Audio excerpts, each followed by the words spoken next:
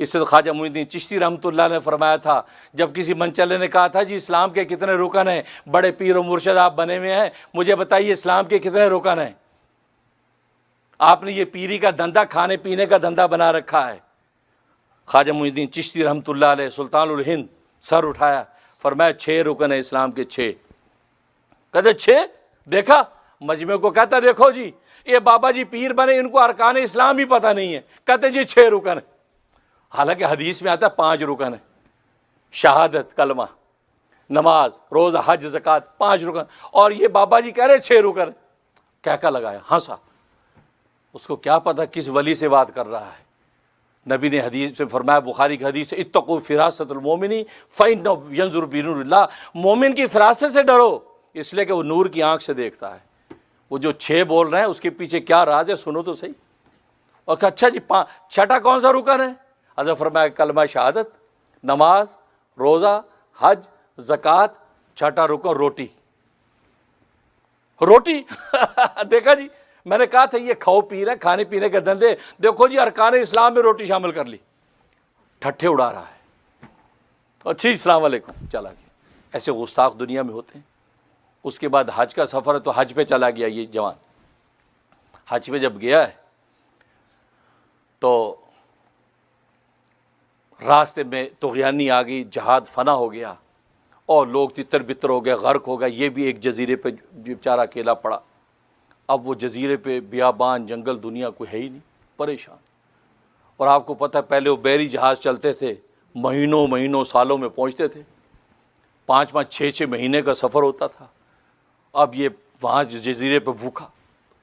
اس نے اپنی زندگی میں 50 حج کیے تھے، 50 یہ بندے نے، اور نیک صالح تھا، بڑا اپنی اسی عبادت پر ہی ناز تھا اس کو۔ اب جب بھوکا مرنے لگا، پریشان، اب موت کے انتظار میں جب بیٹھا ہے تو ایک شخص نکلا، اس کے ہاتھ میں گرما گرم حلوہ پوریاں، آواز لگا رہے لے لو حلوہ پوری، لے لو بھائی حلوہ پوری لے لو۔ اس سے دیکھا، اور بھائی صاحب خدا کے لیے مجھے دے دو۔ کہا کہ ہاں بھائی پیسے ہیں؟ کہ یار پیسے کیا، میں تو ڈوب گیا، لٹ گیا یہ۔ کہتا نہیں، قیمت دو گے تو ملے گا۔ یہ قیمت کیا ہے؟ کہا کہ 50 سال کے حج چاہیے قیمت میں۔ اب یہ سوچنے لگا کہ 50 حج تو میں نے کیے ہوئے ہیں۔ کہا ہاں میں تمہیں دیتا ہوں 50 حج، میں تمہیں دیتا ہوں، تو نام لکھ دو، یہ دے دو۔ اور ایک رجسٹر دیا، اس کے اوپر لکھا 50 حج، حلوہ پوری دے دی، کھا لی۔ اس کے بعد آدمی غائب۔ اب 2 4 دن پھر سرگرداں پھرتا رہا، 3 4 دن بعد پھر مرنے لگا۔ اب پھر دیکھا کہ ایک آدمی نکلا، حلوہ پوری والا ہے، کوئی حلوہ پوری والا؟ لے لو بھی لے لو۔ یہ بولا مجھے دے دو۔ کہا کہ نہیں، 50 سال کی نمازی قیمت ہوگی۔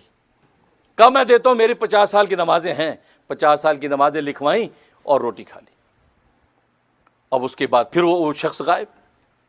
تیسرے دن پھر ملا، پھر وہی آدمی، پھر آواز لگائی، کہا یار مجھے دے دو۔ انہوں نے کہا نہیں، 50 سال کے صدقات، روزے چاہیے، روزے 50 سال۔ کہا ہاں 50 سال کے روزے میرے پاس ہے، وہ دے دیے۔ اب یہ ڈائری کے اندر اس آدمی نے لکھ لیا اور غائب ہو گیا۔ اب بیچارہ پریشان، سرگرداں، ادھر ادھر دیکھا تو ایک دور جہاز جا رہا تھا، کپڑا ہلایا، وہ جہاز آ گیا، اس کو لے کر واپس ہندوستان پہنچ گیا۔ وہ اتنے عرصے مہینوں گزر گئے، حج کا سفر گزر گیا۔ اب یہ واپس آیا، واپس آ کے یہ حضرت خواجہ معین الدین چشتی رحمۃ اللہ علیہ کے پاس ملنے آیا۔ خواجہ معین الدین چشتی کے ہاتھ پر ایسے 99 لاکھ لوگ ہاتھ پہ ایمان نہیں لے آئے۔ یہ وہ واحد شخصیت ہے خواجہ معین الدین چشتی جس کے ہاتھ پر 99 لاکھ انسانوں نے اسلام قبول کیا۔ یہ معمولی بات نہیں ہے۔ کتنا بڑا سلطان الہند، یعنی بر صغیر پاک و ہند میں دین اسلام کی شمع لے کر خواجہ معین الدین چشتی آ رہا ہے۔ اب وہ شخص آئے ملنے کے لیے، السلام علیکم حضرت، خیریت ہے؟ کیا ہو رہا ہے جی حضرت؟ حضرت کیا کرنا، بس اپنے خدا کو یاد کرتے ہیں، بس بیٹھے ہیں خانقاہ میں، درویشی کے نعرے لگ رہے ہیں۔ آپ سنا؟ کہا جی ماشاءاللہ میں تو حج پہ گیا تھا، حج کیا اور خدا کو یاد کیا، اور جناب طواف اور زیارتیں، یہ وہ بڑی بڑھ کے مار۔ حضرت سنتے رہے، سب بات ہو گئی مکمل۔